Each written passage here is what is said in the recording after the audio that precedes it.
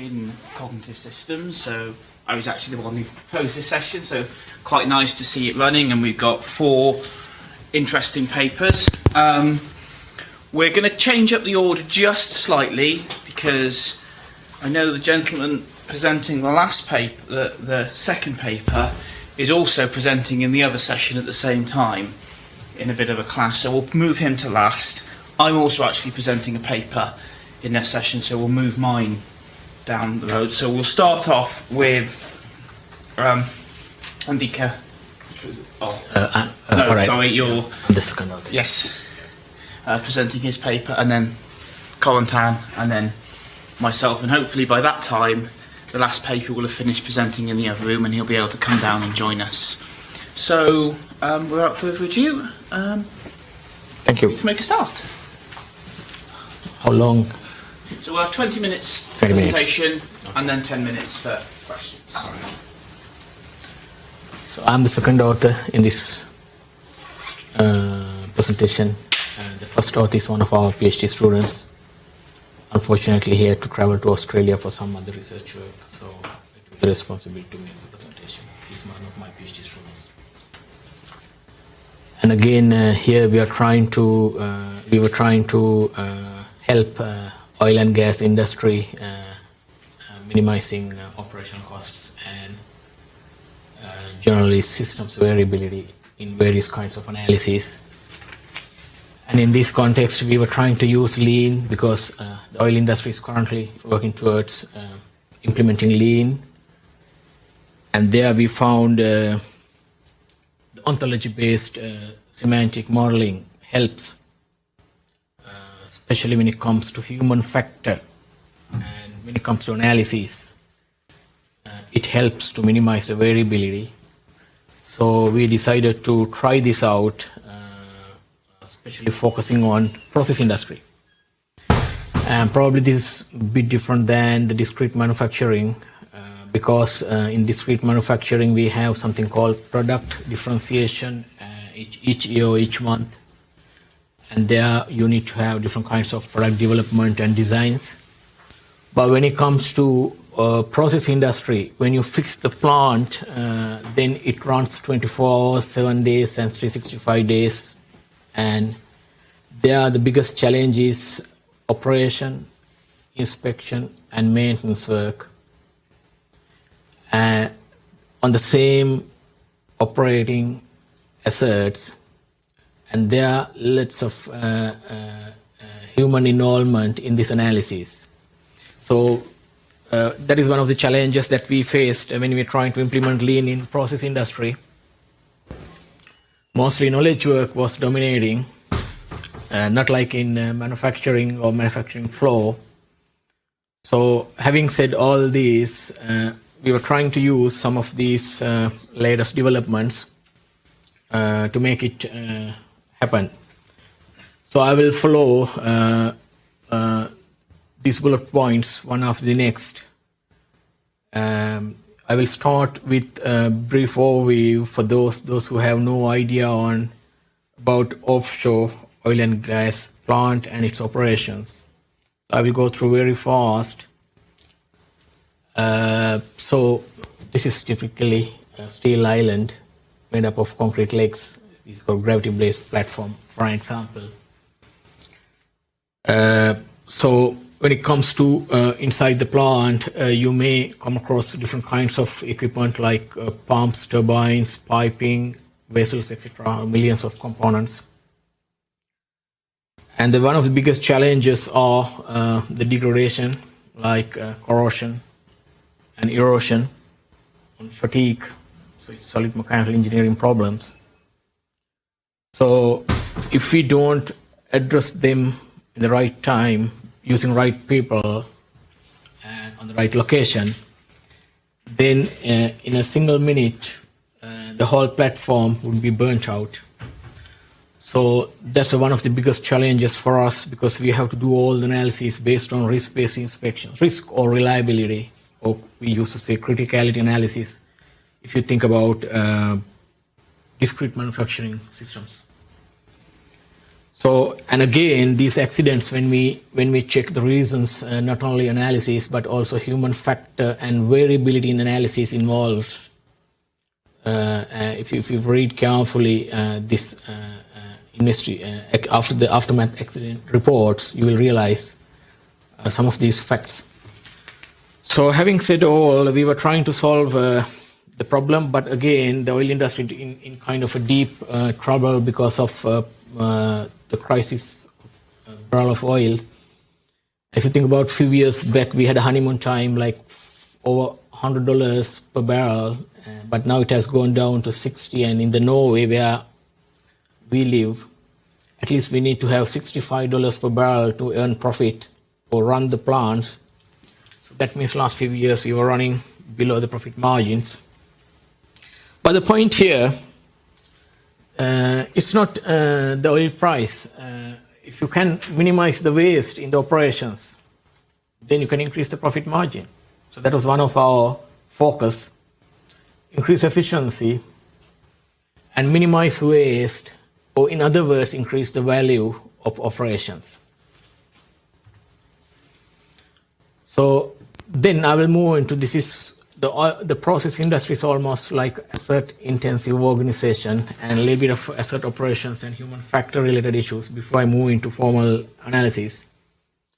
So the physical asset is surrounded by human, financial, information and intangible assets, and they are directly or indirectly involved in operation and maintenance or modification related to all the operating assets. And usually in the North Sea and the Norwegian sector and many parts of the world, the platform is owned by the asset operator like BP or Shell, and all the services provided by engineering contractors or original equipment manufacturers. So there kind of discrepancy takes place because of information flow and understanding of different systems over the time. And what we noticed, out of 100 unwanted events, 80% goes to human errors and only 20% goes to equipment failures. But being engineers, most of the time, we try to solve problems in technical sense. So even if you solve 50% of the problems, out of 20, 50 means very small amount, and the remaining 80% still remains. So what we were trying to handle, the remaining 80% of the problems. And out of 80% of human errors, you can see here, the figures to the right, only 30% goes to individual mistakes and 70% goes to organizational weaknesses. So in general, only 20% equipment, 24% individual, and 56% organizational. So that means, another story, the latest technology, or so-called sophisticated technology, may not solve all the problems. With this, I'll move on to how the variability can influence on asset operations. Usually, the asset owner defines the performance requirements, and there they define the target performance. So depending on the person who is going to evaluate the particular system, it may have less variability or high variability depending on his experience and his knowledge, and also how much he has exposed to that system previously. And if you give the same job to a young engineer, and if you give the same subsystem to 15 years of experienced person, what we observed is quite different. But we have to recruit youngsters, and we have to give training to them. So then how do we handle this? That was one of the other issues. And end of the day, you have data, and you have inspection down in the sea or on top sites.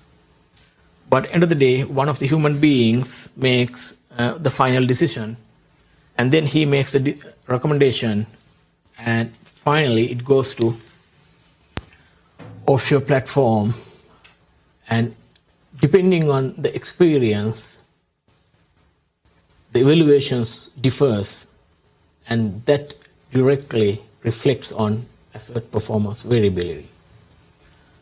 But always we are trying to introduce new technology to handle this without understanding right problem to solve. So at least we were trying to understand the problem to solve in this process. So our focus is to minimize the variability. Here you can see very high, and over the time it reduces when you have, for instance, standardized work. So this is one of the lean approaches. Having standardized work minimizes the variability. And also, the stakeholders involved in this analysis should be made comfortable to make all this analysis. Then again, the variability would be minimized. So that was the other focus. End of the day, whether it is down in the water or the analysis done by human beings, and somehow we have to help them in making this analysis less variable. So that was our main focus. So having said all, starting from high-level decisions to plant-level work, the human factor involves. So apart from PAS 55 approach, what we propose, the human asset is a major, and the other assets inside that main set. But this is something else. In the future, they may change the standard based on what we found. So with this, I will move very fast through how we speak Industry 4.0 in the oil and gas sector. Our language is integrated operations, where we are trying to integrate work processes, people, and organization. And currently we are here in this region, but SKF and ABB provide services on that region from equipment manufacturer's point of view. Directly they provide services now. And that means in the future we wouldn't have any engineering contractors in between the equipment manufacturer and the asset owner. But that is our dream, and it has been, we started this work in 1999, but it has went down because of the crisis situation. So this is a kind of idea. So you have a collaborative environment, and then all the assets operate around different kinds of geographical locations. And few experts can sit here and make the decision. So that was the final target. So data comes from different regions, and soon after, when you get a trouble, and we discuss the matter, and we are trying to resolve the problem. And probably you might feel like it's like a fairy tale, but it's not a fairy tale, because in Aberdeen, the children tried it. So 2 years back, they started Integrated Operations Center in Aberdeen, spending $3 million, and in very next 6 months, they managed to create value around $31 million. Creating value, not just money coming out, and they was trying to increase the production and all. So that means it works. But end of the day, people has to make the analysis. So they have to have some kind of very interactive, collaborative environment to make this happen. Otherwise, what we notice in this kind of a meeting, the person who can talk well, who has good sound or language handling capability, wins the game. Probably his decision might be the worst decision, but still he manages to convince the whole team he's correct, but that's wrong. So then we should have a scientific way to handle this issue. So this is one of the other aspects that we are trying to address in this project. Yes, so somehow this is the connection between, if you see from Industry 4.0 in manufacturing sector, and this is our world in the process industry, the digital oil fields, and this is what we are trying. And in this context, and when it comes to there, they play a central role, and we are trying to resolve a problem over there when it comes to analysis and evaluations. So there, we came up with this concept called damage mechanism identification ontology. And again, inherently, oil industry is very reluctant to change. So we can't test certain things directly with oil industry. So then what we did, we used some of guidelines given in these two standards. They are from American Petroleum Institute codes, and in general, the Norwegian sector, British sector, and almost all the other sectors they refer, including Middle East and Malaysian sector and Australia. They refer these standards, or they adopted them into national or organizational performance standards. So then somebody can take the approach and they can adopt that into their own systems by slightly changing things. So that was our intention, to make it realistic in real world applications. So basically it's related to damage mechanism identifications, but I wouldn't go very deep into that because probably it might not be your interest.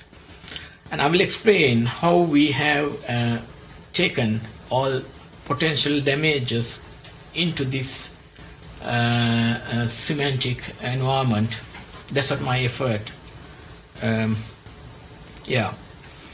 So in general, these are the problems, as I mentioned a while before, the reasons for variability in analysis: human error, human cognition, and high variability, or unclear or lack of synchronization within the collaborating parties.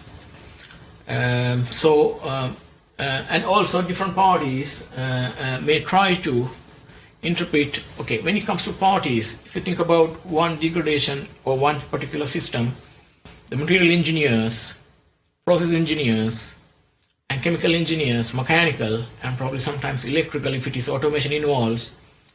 So different groups involved making the final decision.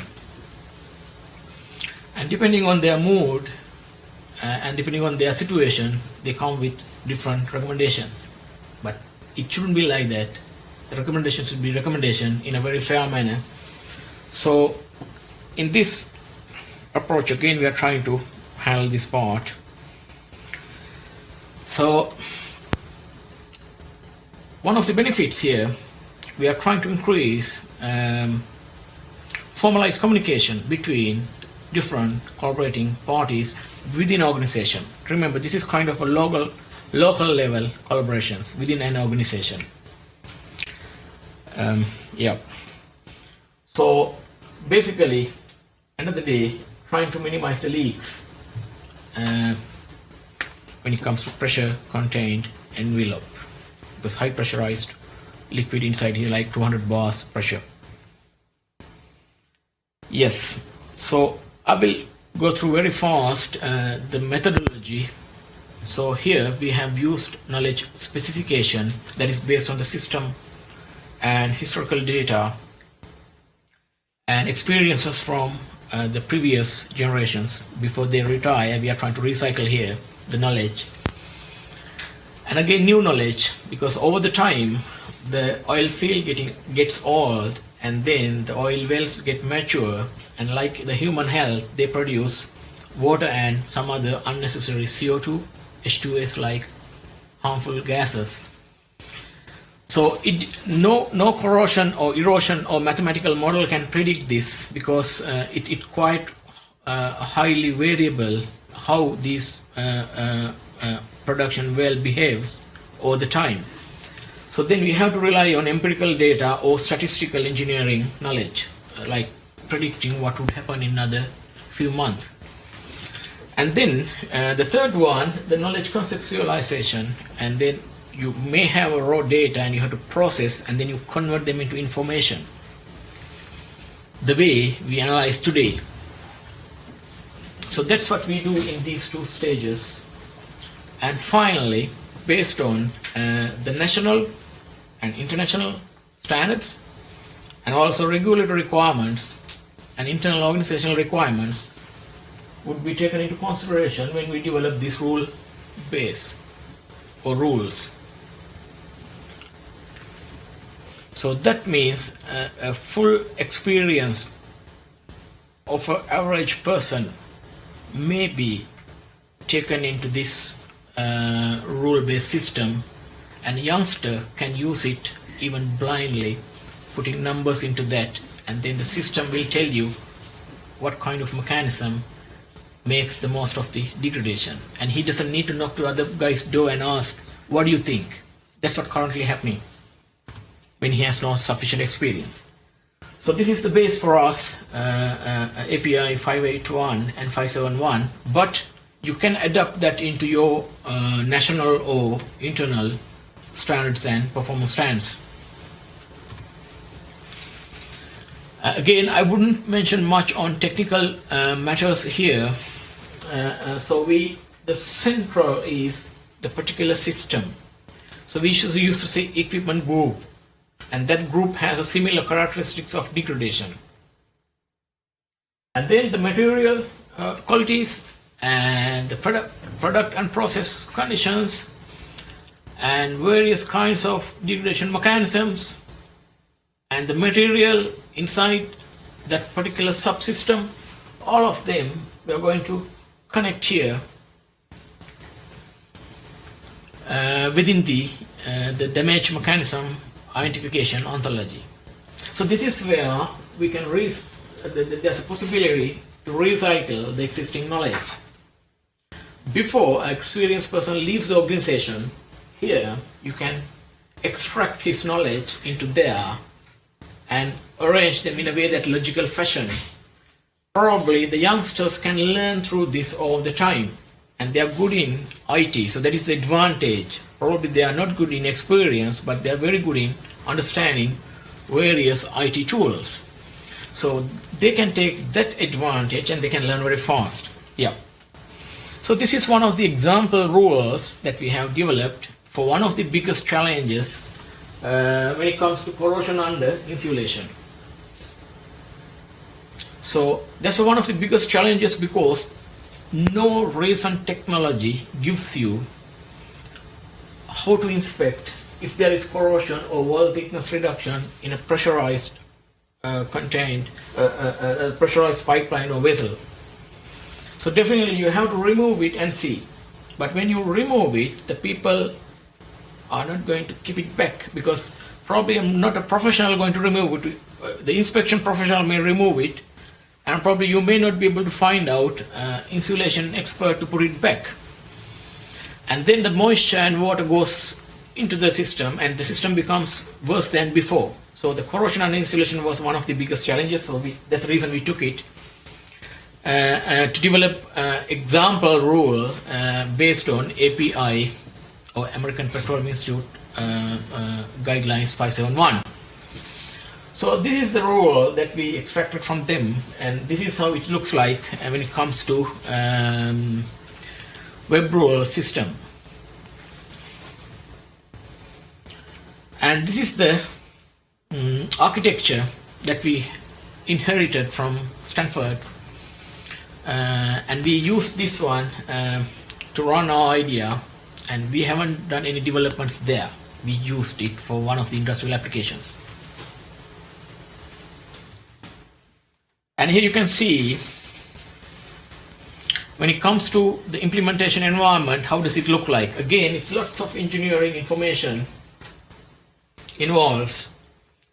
Again, I'm not going to explain each of them, but it depends on the area where you work, and you can do the same and you can put it into hierarchy as we have done in our world.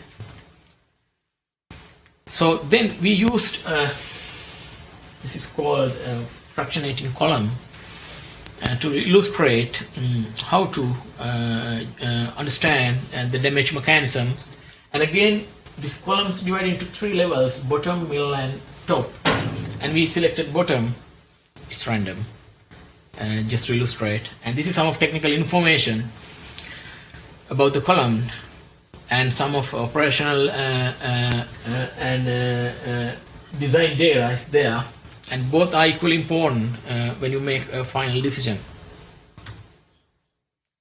So if you think about one instant, like for instance last week or last 3 months data, you got it today, and then if you're going to analyze and then you upload the latest data into the system, and then together with other engineers you can make a quick overlook if it is okay, and the system will tell you what would be the damage mechanism. For instance, here the damage mechanism is sulfidation. That means because of sulfur, it creates lots of problems to welds and material characteristics. So that was one of the major damage mechanisms, but we haven't received any real data, but we artificially created some of conditions based on API 571 and 581. But it was again random creation, and based on that random creation we found this is the error. But the same way, when you have real data, you can upload into the system. So as a conclusion, so we can minimize uncertainty, and we can increase synchronization, and also we can increase collaboration ability. And as a result of that, it will minimize the system's variability, and also it will reduce the cognitive load of engineering personnel. What we noticed, when you recruit a young engineer, he should be able to understand PNIDs and different data systems, and first 2 months he gets sick, at least for 1 or 2 weeks. That's what our observation in the last several years. So that means for youngsters to absorb all this information, it takes time, but we are trying to reduce that as well here. And also human biases, and different people has their own inherent way of thinking, but it shouldn't distort the real recommendations. So we're trying to reduce that as well, because we are trying to develop this modeling system with the support of group of experts. So then we are trying to minimize the bias. Statistically, when you have more than 3, at least more than 3, we can accept this is unbiased, but at least we need 3. And also this will improve the collaboration and information exchange. So that was our final focus, and we are a few steps ahead to propose this to oil industry. Yeah. So thank you very much. Any questions?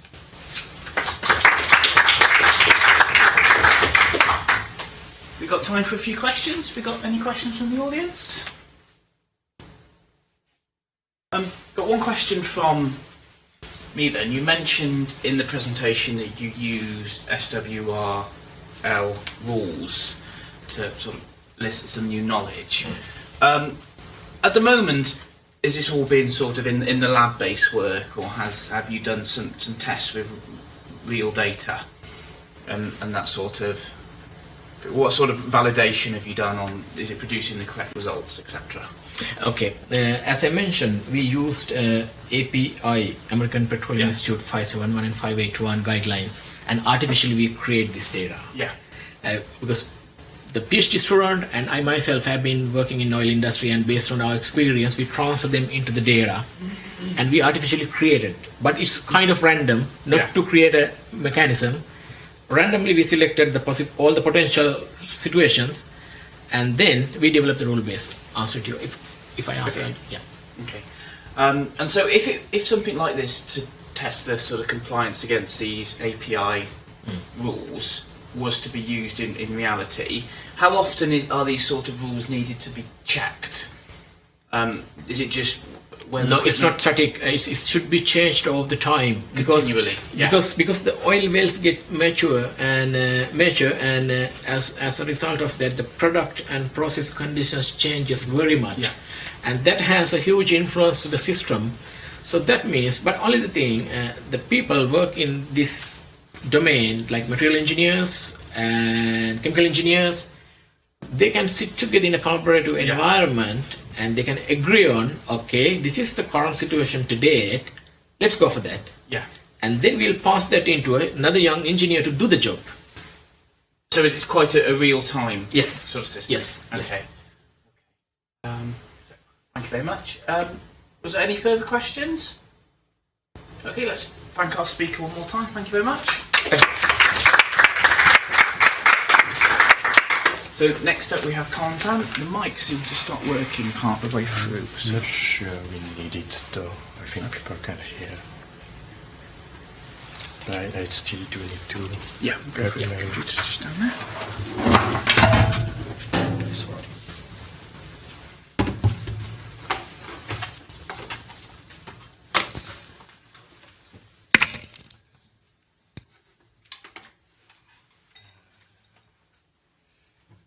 To change the channel for the Yeah.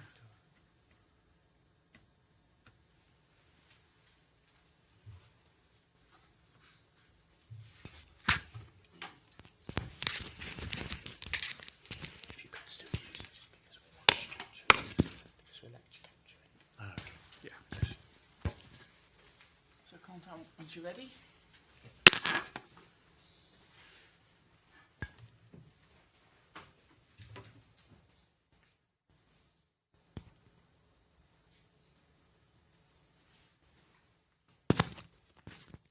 Is that okay if I do like that?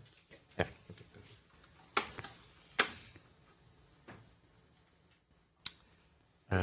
So good morning, everyone. My name is Corentin Custer. I'm a PhD student here at Cardiff University.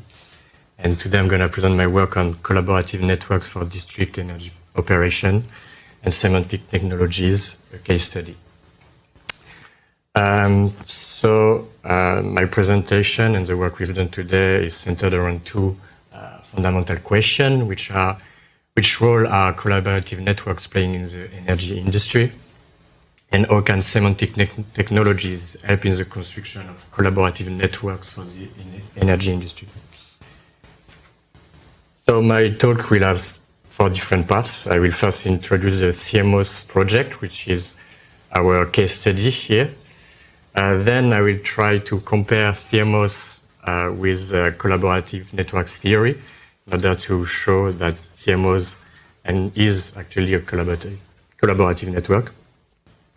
Then I will introduce the semantic technology, web semantic technology we've been thinking of for THEMOS. And finally, I will open on the future work that we still need to do. So the THEMOS project, it's a European-funded project that focuses on the first generation of district heating and cooling. So the main characteristic of the first generation of district heating is it's large scale with distributed renewable sources. It must be efficient. So well-insulated distribution network to limit losses, low temperature heat carrier and storage unit in order to balance supply and demand.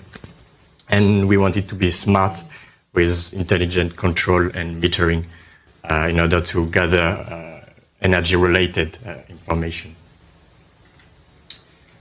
And so the THEMOS project has 5 different steps in it. The first one is the creation of a technology database in which all the district heating related technology will be included. Then from these databases, we refine our technology, creating packages. So we select a subset of technologies that we want to implement in our future district heating project. Then once we have this technology, we need to size them so that they best fit our future district heating project.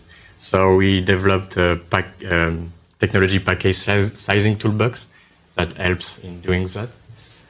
Then we have the thermal energy flow management algorithm, which is an optimization algorithm that we provide the district heating manager the means to match supply with demand. And the last step is the integration and validation. So we have several pilot sites across Europe where we want to integrate this model in order to validate it. And so why is THEMOS and why are this first generation of district heating relates to collaborative networks? So this is a definition of collaborative networks that we found in the literature.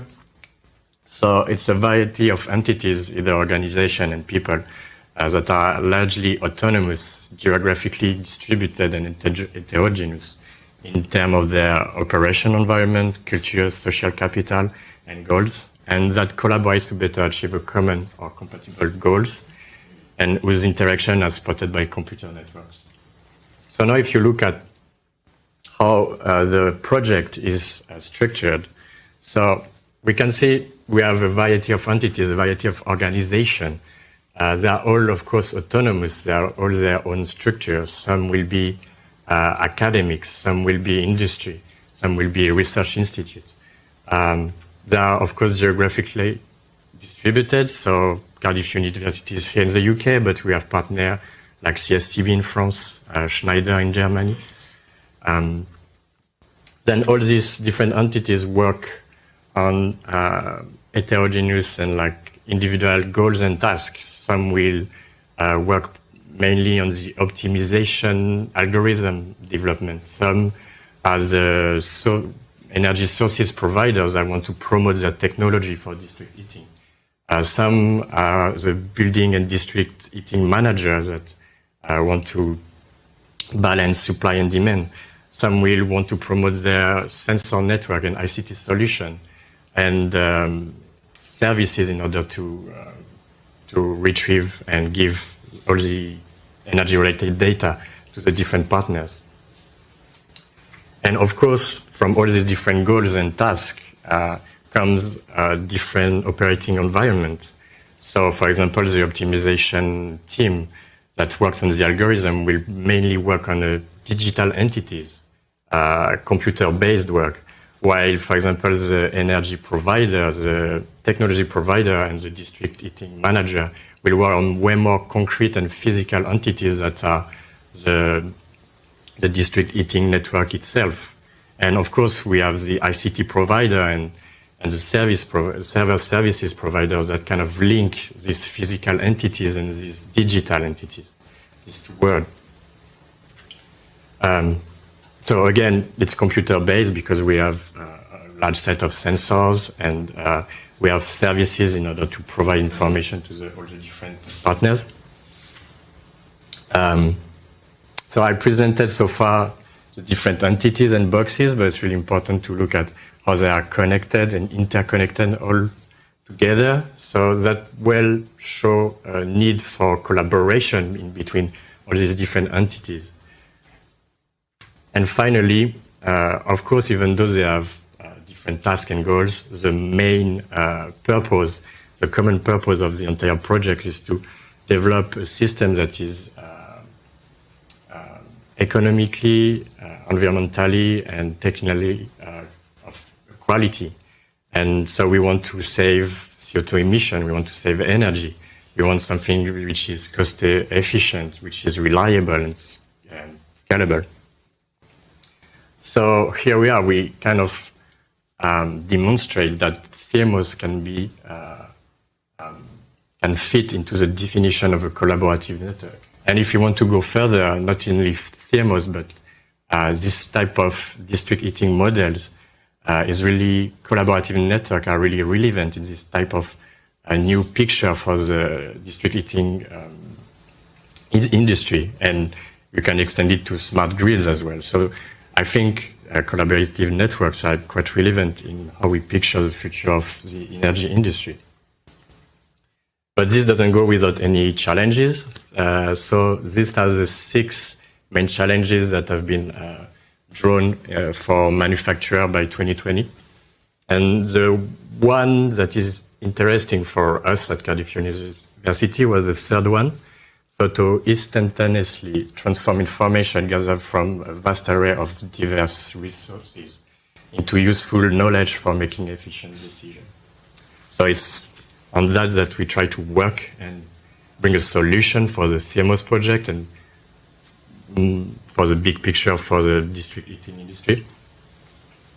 So we thought about developing semantic repository for the project. More precisely, ontology-based data access. So how does that work? On the right hand side, you have your ontology, which is the SAREF ontology. SAREF stands for Smart Appliances References Ontology. So basically what SAREF does is it gathers all the concepts and all the vocabulary you need in order to describe smart appliances like sensors, actuators, energy-related information and properties. And on the left side, you have a more conventional databases where all the data from the different sensors and actuators are gathered. And then we've been using this software called OnTop. And what does OnTop is it kind of map concepts that are within the ontology with entities that are stored into the databases, so that you kind of enhance your information gathered from the sensor in a semantic way. So that when a user comes to query and try to retrieve information, it doesn't need to know how the database is structured. The only thing you need to know is the ontology itself. So here you have only one database, but we could imagine a system that have several databases that are structured in several ways. And so by doing so, you don't require the user to know how all these databases are done. You just need them to know how the ontology is done. So from heterogeneous data, you kind of homogenize the system to unify it around a common system. So a quick example of how it works. These are two queries we've been performed. So one wants a device that measures a certain property. This device is contained in a certain building space. Then we say that the property must be of a type energy flow, and the building space in a plant room.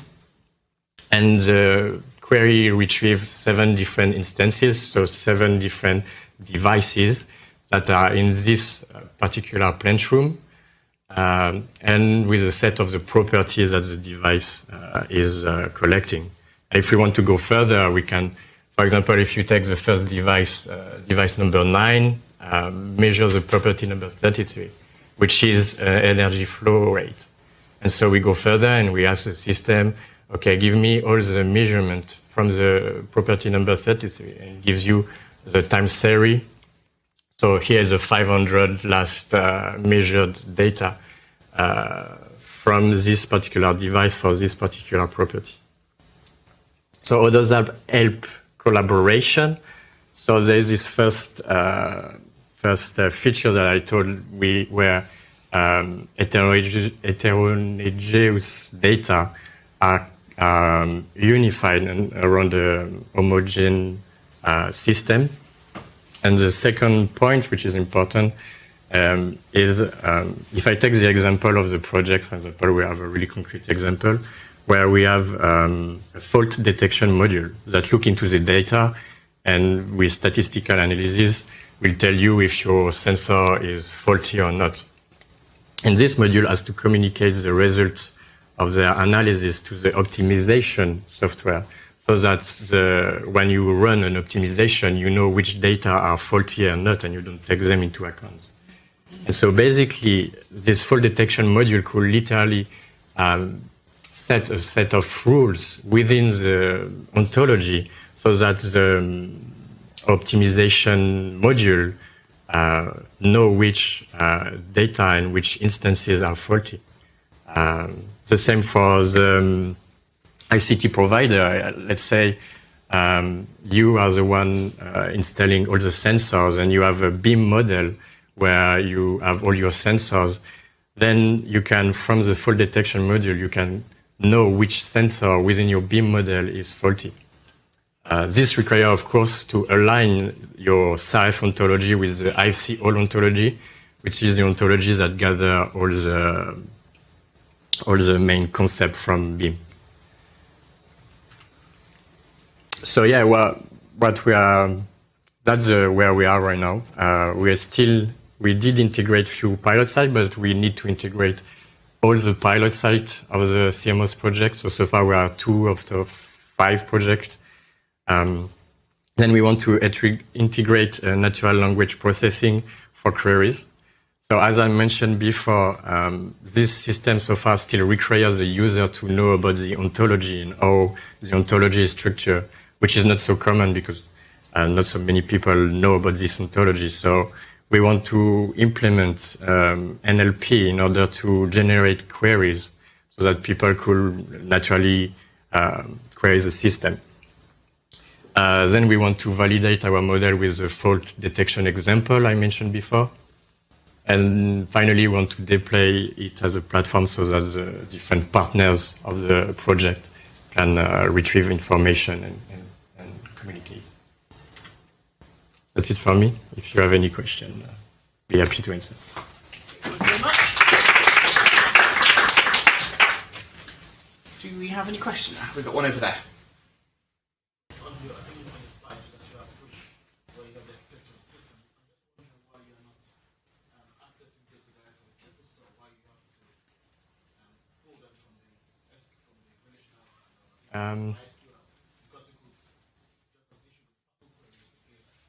Yeah. So I think there are like two reasons for that. Is that the first reason I would say baby steps, because people are not so familiar with semantic technology. They are really familiar with classic databases. So by doing so is a kind of not going too fast and telling all the partners, okay, let's deploy a triple store, because they are not so familiar with it. And the second reason is, so when you have a large volume of data, time series are, so each single row in your time series, in our example, will be a triple that will populate your ontology. And so these time series are theoretically infinite. And so when you have a huge volume of data and you want to reason over it, the computational power it requires to do the reasoning over this huge volume of data sometimes is too consequent. So this on top is based on, I don't know if you're familiar with the All2QL regime, which is a subset of All2 that kind of remove some of the axiom and possibility of All2. But by doing that, you have kind of a dumb-based thing, but that is more efficient when it comes to process a large volume of data. So that's the reason why we did use this. The second one is convincing. The first one, maybe the argument could be that you actually use SQL statement over triple stop. That would really suit your argument. Mm-hmm. But the second, it's okay. I can understand why you want to huge data sets. Thank you. Okay. Do we have any more questions? If not, then thank you very much, Contan. Thank you. Thank you very much.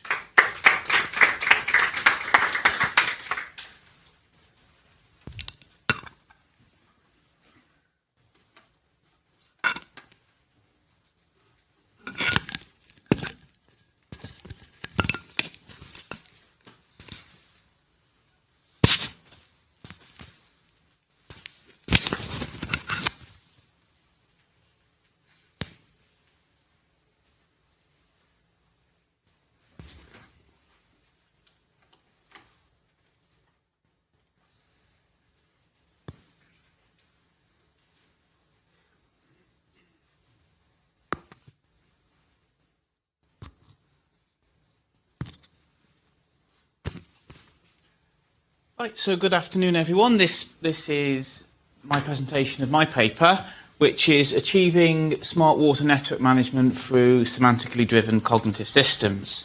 So, in this paper, what I'm going to describe is how we used a cognitive system that was underpinned by semantics to help us do some work in the water domain. This is managing a water network. As we go through, I'll describe, we sort of use semantics in two ways in this way. We used it to provide the communication between the individual components of the system and also to provide a conceptualization of the water domain in which the system was operating.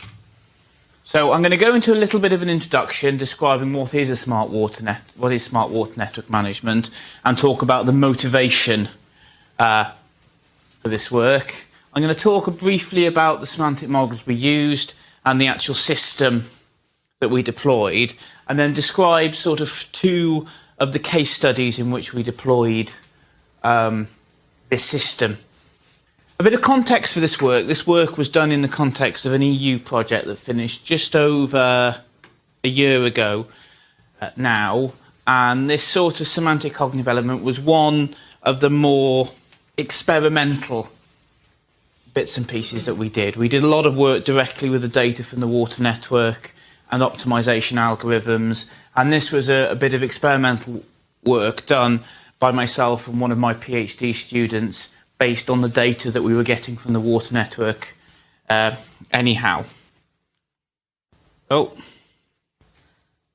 Okay, so urban water systems are responsible for abstracting, treating and delivering clean water. So by an urban water system, what I mean is essentially a man-made water system. So I'm not talking about natural rivers and lakes here. I'm talking about essentially the water system from when it's sucked in from a reservoir, a borehole, a river, into pipework and human-made systems. It goes through all those systems.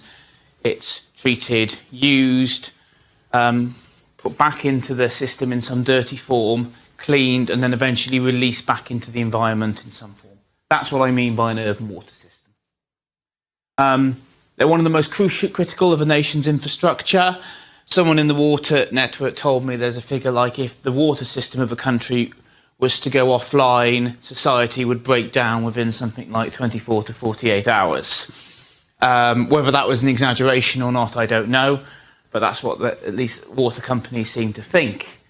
But they have a great deal of problems. They're complex systems spread over a wide geographical area. Their assets seemed incredibly ageing. And in many cases, especially in the UK, water companies and their scope of changes which have resolved in them essentially taking over assets because of the way legislation has changed. For example, in Wales, the legislation changed so the water network operators took over all waste sewage pumping stations. And initially there was no information about them, even to the extent of they didn't know where some of them were. So the water company had to send out a letter to all landowners and go, have you got one of these green metal boxes connected to pipes on your land? If so, please tell us about them. Because they've been built piecemeal without any real management over the years. They were all owned at one point privately, but they'd just been left and there was no record keeping at all. So the assets are ageing and often been poorly managed. The smart water network management concept revolves around integrating intelligence into this. And so here we're looking at sensors, we're looking at doing things such as data mining, applying optimization algorithms to this data, and then allowing water networks to actually then have decision support tools based on this data to enable them to make better decisions about the water network in a better period of time. So they can do things like automatically control how pumps work based on the level of reservoirs. But rather than having to do it in the here and now, we'll be able to do some prediction.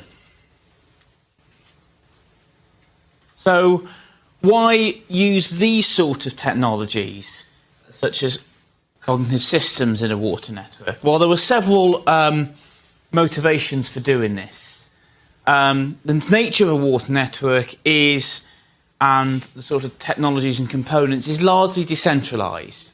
You have a few centralised points, such as water treatment works and wastewater treatment works, where a lot of technology and equipment is centralised in one location. But in many places, you have individual sensors completely remote. You may have a single pump in little more than a concrete box somewhere, which is very remote. So they're very decentralised.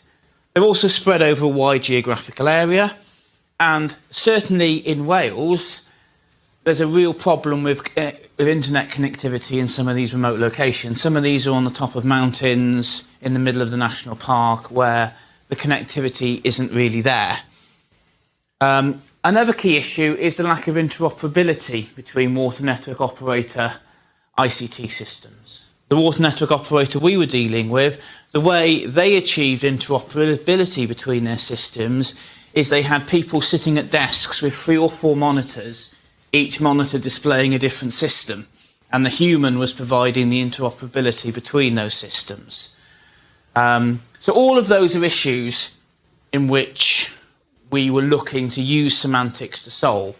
So semantics provided an ideal way of solving this by defining a common language between all these systems, and we could use that for communication. And then aspects of the cognitive systems work provided some solutions to problems in this space. So what we designed is essentially a system of a core and edge. So we had a core system that we ran on a server-based system hosted in the university, where you had a global semantic model which essentially described the entire water network. You had some data storage and you had some analytic services. And these services are essentially things that do stuff with the data. So they could be a data mining algorithm. They could be an optimization algorithm. And then you had some way in which these components can all communicate.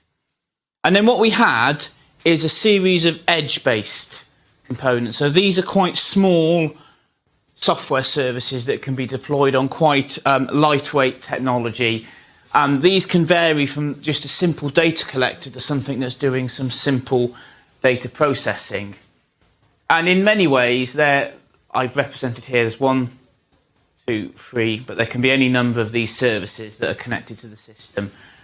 But in the abstract concept, each one of these has some sort of controller piece of software, a set of sensors, possibly some actuators. So an actuator is something you can actually control.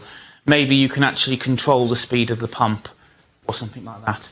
In our work, the water network wouldn't actually let us have direct control over their pumps. All we could do is suggest they change something. But being that this was research and what we were playing with the data for was actually a live water network, that's not terribly surprising. And then each edge component also has a version of the semantic model, often just restricted to the scope of that component. So we've got this centralized core, which does all the serious data processing. So if you imagine this was a collection of standard desktop servers, and then these edge services were deployed on more lightweight things. So I've talked through that slide already. So this is an example of some edge components. And these ranged from, in some cases, in some pumping stations, all you had was your pump and you had a little console machine that you could, and we installed a few bits of software on that and used that as the edge. In some cases, there wasn't anything there at all. And so we built a little black box that looked a bit like that. And inside that is one of them, which essentially is an Intel Edison, which is a very small computing. It's got a 1 gigahertz processor on it. And it can do some simple data processing and calculations.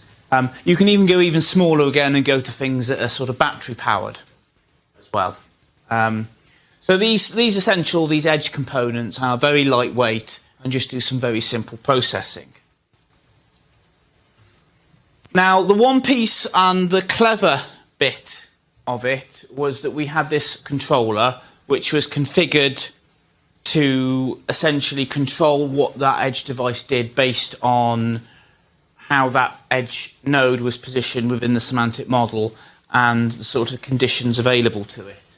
So it controlled things like communication between the edge and core services. Because that little box, let's visualize that black box, needs to go back and communicate with the core services periodically. How it uploads and downloads data between itself and the core, how is that managed? And how it wants to actually process the data it gets from its sensors. So this is the sort of the key enabler. So on each of these edge devices, we had a small version of the semantic model which described what the edge device's purpose was and how it communicated with the edge, with the central controller. And the main controller piece of software inside each edge node is what actually implemented that. And I'll go on to that in a little bit more detail in just a second. We use semantics to essentially provide a common vocabulary for communication between all the various different components, because ultimately these things were still connecting to the sensor systems in the water network, so we had to understand that data. We couldn't go to the water network, oh, you need to change your sensor systems to work with our technology. That was never going to happen. So this is where we used semantics to provide a sort of common language. What we actually created was several semantic models. The first we called a catchment model, and this described the concepts and relationships within a water network. So this is something like, it was built on the concept of a node and an arc, where a node is some asset like a pump, a water treatment works or something, and an arc is a pipe. So we built up a picture of the network like that, and we classified and came up with a set of concepts and relationships between those concepts for the actual water network itself. We had a sensors ontology. We actually used a standardized ontology for this. We didn't create this, which was used to describe the sensor systems being used. We had a social aspects ontology. That's not really that relevant to this piece of work, which we used to describe the customers, then the individuals involved in maintaining and operating the water network. Obviously, we didn't have real customer data, but we were able to come up with some dummy data based on the information the water network gave about what data it does actually hold. And then we had a final ontology which described the system, as in the IT system. So this is what services does the global system provide, what services does each edge system provide, and what characteristics does each edge system have. So what we did then is we would deploy these systems and establish some configuration parameters, and this would enable this controller to control the device in these 4 ways. So how any analytic services it has are executed. So if the controller is to do any data processing on this data, how are the services that do that processing executed? I.e., are they done continually, as in whenever data's received, it's processed? Is it done at timed intervals? Is it done based on certain events that are incoming?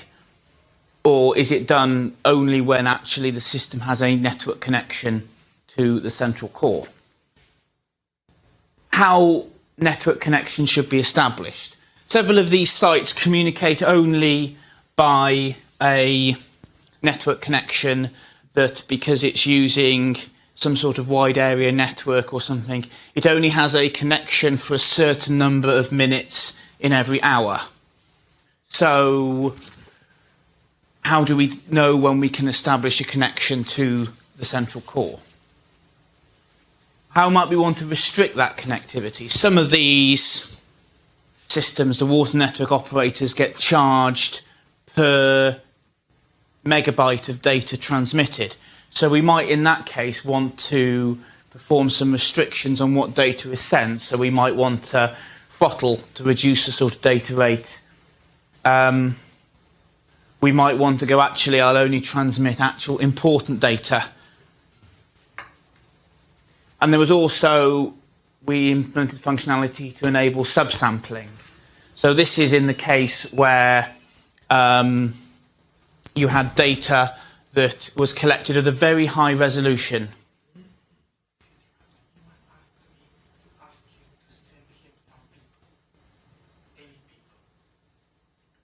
Can you give us a minute? Yeah.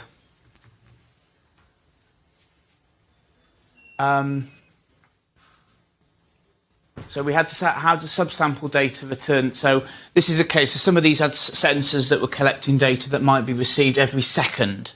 which is a far too high data rate to be of any use, actually, for that particular application. And so what we did is we implemented the ability to sort of downsample that data, so maybe have 15-minute data readings.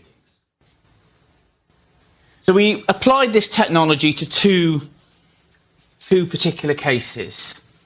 And the first was leakage detection. So this case study was to do with enabling the detection of faults such as leaks and pipes within a water network. And the way in which this is normally found is a water pressure sensor suddenly has a massive drop in a pressure reading, which implies that somewhere before that in the pipeline the water is leaking out. So this particular case study was for these sensors in remote areas. So you might have a trunk main that runs from the reservoir in the mountains down to the city, and you will have several pressure sensors on the run between the reservoir and the city. And in many cases, they will be connecting using a mobile phone signal where the connection isn't guaranteed. So we actually had two separate analytic services here, a night flow service and a burst detection. So what night flow does is essentially look at the flow at 2 to 3 a.m. in the morning and compare it against the flow at 2 to 3 a.m. on previous days, because 2 to 3 a.m. is a standard in the water industry where they think no one really is using water. So if there's a huge difference in the flow between 2 to 3 a.m., then you've got what you call a slow leak, which means it's not big enough leak to cause a vast drop in pressure, but it's a big enough leak to pull a lot more water through the system. The second is your burst detection service, which is where the water pressure suddenly drops massively, and that's when you've got that sort of situation where the water is spurting out through the ground.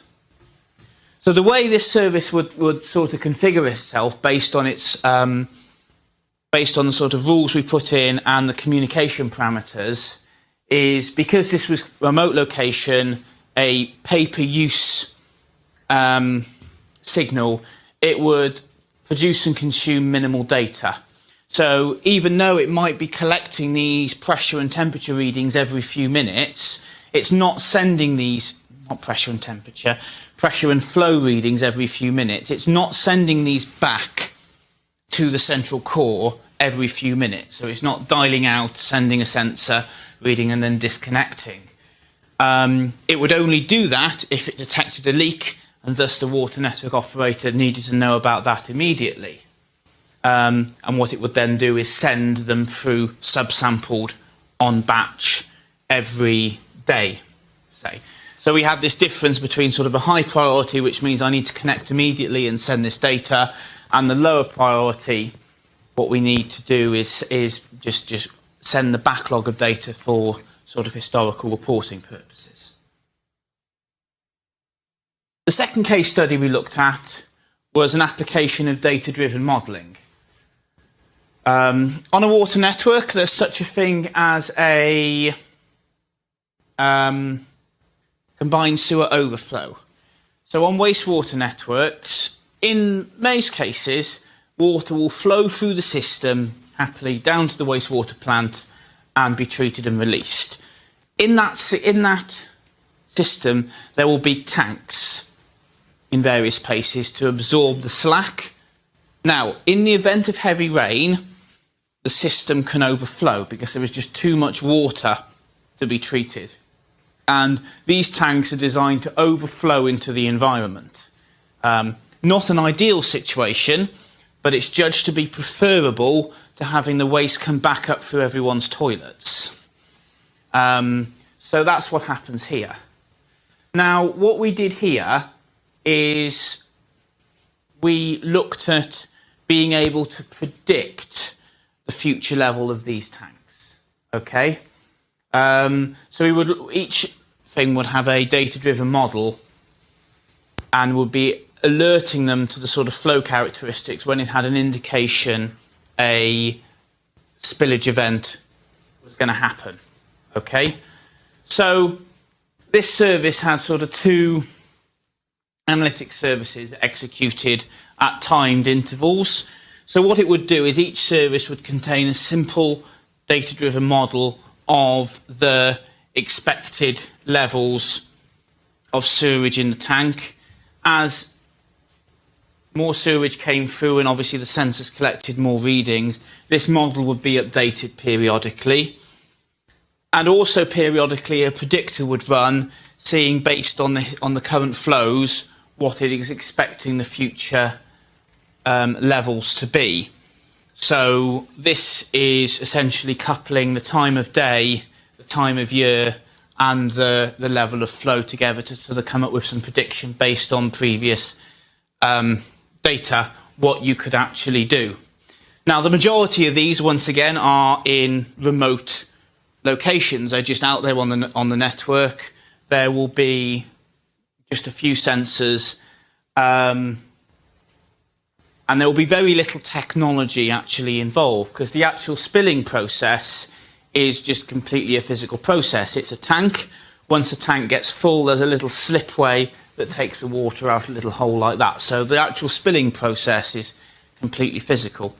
What we're hoping to do here is to give the water network operator some advance notice, even if it's only half an hour or something, that there is going to be a spill at this location, that they can put some mitigation, whether it's just a bit of PR mitigation to go, there's going to be a spill due to this, and they can seem to be getting ahead of the problem, or they could also, maybe they could send out a truck or something like that. The other thing that's really interesting in this case is what can be done is you can compare the level of the tank with the expected level. So, for example, if the data-driven model is saying, based on previous experience for this time of day, this time of year, I'm expecting the tank to be 3/4 full, but in fact it's empty, then that implies that there is an issue. Not necessarily at this station, but at the next one up, which may have become blocked. Certainly in the UK, there is a huge campaign, don't put your wet wipes down the toilet, because they do exactly this. They block up these stations. Okay? So, yeah. So that's what, in essence, what happens here. So once again, this system would have been configured based on these rules to connect once a day to transmit the updated historical data, assuming nothing happened. But if there was an alert, i.e. the system had predicted a spill, or the system had detected a dramatic difference between the tank level and the expected tank level, then that alert would be sent back straight away. So, thank you very much. As I said, this was quite preliminary work that we did based on our sort of existing relationship and the data we were getting for the water network that we were using in other aspects, developing these analytics. But I found it quite interesting to put this sort of more cognitive spin in it and see how these sort of technologies would work. So, any questions?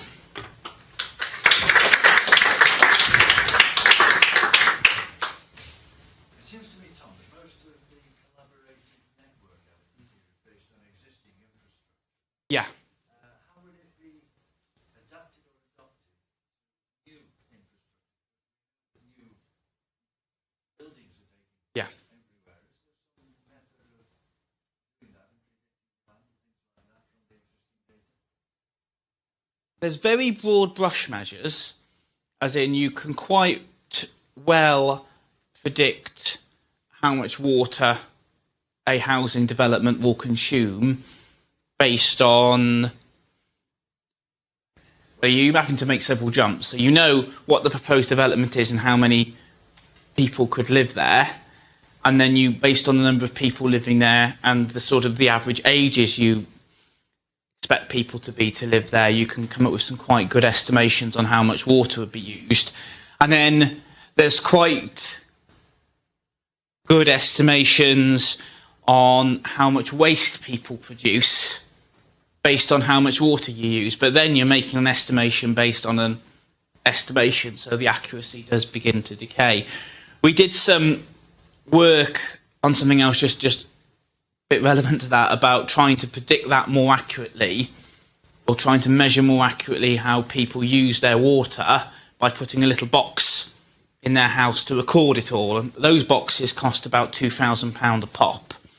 And actually what we found is, yes, it was more accurate, but only by a few percent when compared to the accepted industry sort of known estimates. So for a few extra percent accuracy, it was not worth spending £2,000 odd per house to put that sort of kit in. For new networks, things are often done quite a bit differently. Now, that previous issue on CSOs, if you were building a new housing development, you would have a separate rainwater and wastewater sewage system. So you wouldn't have this issue with spillage, because you'd be able to calculate how much sewage people would produce and then add a margin of error, and you could be reasonably sure that you could build a sewage network that wouldn't spill, because essentially all the rainwater would be treated on the surface and go into the green spaces.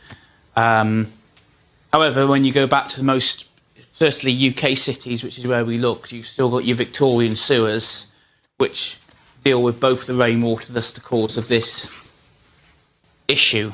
On modern water networks, there's also different techniques to detect leaks as well, and sort of there's things you can deploy on new networks that make this not quite so important on that aspect, because you can get around some of the issues we said more technologically. But certainly for existing assets where those aren't viable, we found this to be quite a sort of useful way to make something smarter based on the existing restrictions in place.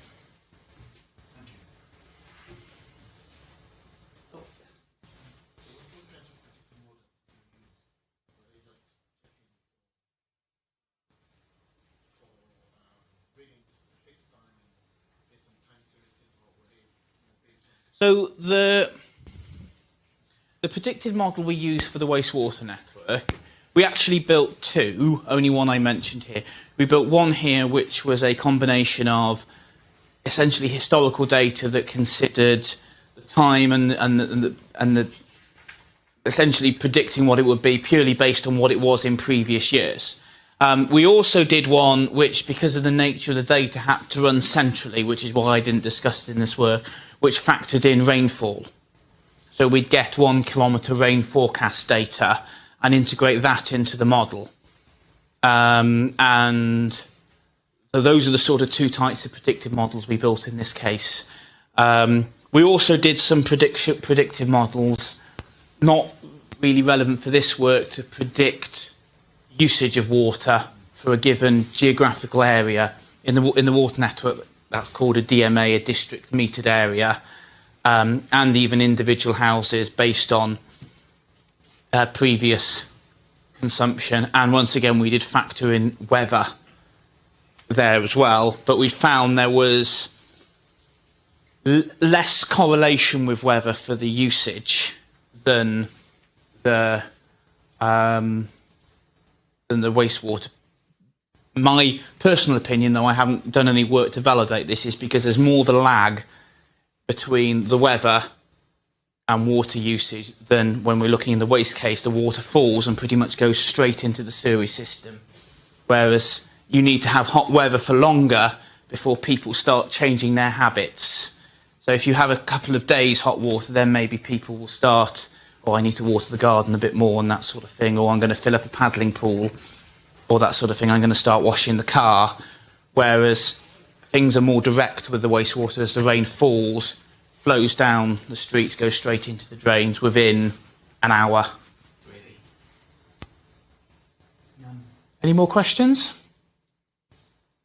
So, contrary to what I said earlier, when I went back and checked, we have only now got the 3 papers in this session, so this will draw this session to a close. So we have finished early. So essentially, you guys have got 2 options. Lunch is served from 1 o'clock. So realistically, you could leave here at about 5 to 1 and head up to get lunch at Aberdare Hall. You're very welcome to go up and join the industrial session in the meantime. So thank you very much, and shall we all thank the speakers one last time? Thank you.